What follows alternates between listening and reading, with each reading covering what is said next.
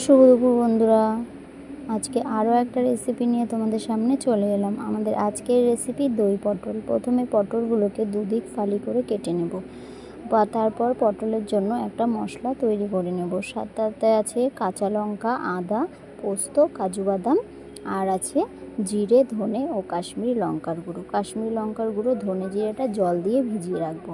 তারপর পটলগুলোকে নুন হলুদ মাখিয়ে ভালোভাবে ভেজে নেব। এবার দইটাকে ফেটিয়ে নেওয়া হচ্ছে।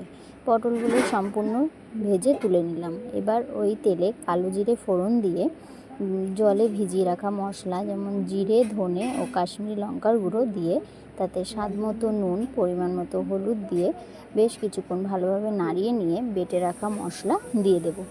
দিয়ে মশলাটা থেকে যতক্ষণ না তেল ছেড়ে আসছে ভালোভাবে কষিয়ে নেব। তারপর পটলগুলো তাতে মিশিয়ে দিয়ে কিছুক্ষণ রেখে দেবো। এইবার পটলগুলো যখন একটু মশলার সঙ্গে মিশে যাবে তখন ফেটিয়ে রাখা টক দই ওপর থেকে দিয়ে দেব। কিছুক্ষণ পরে দেব স্বাদ মতো চিনি ও ধনেপাতা কুচি দিয়ে নামিয়ে নিলেই আমাদের আজকের রেসিপি দই পটল সম্পূর্ণ তৈরি।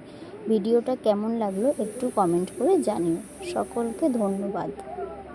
সবাই ভালো থেকো, সুস্থ থেকো। টাটা সবাইকে।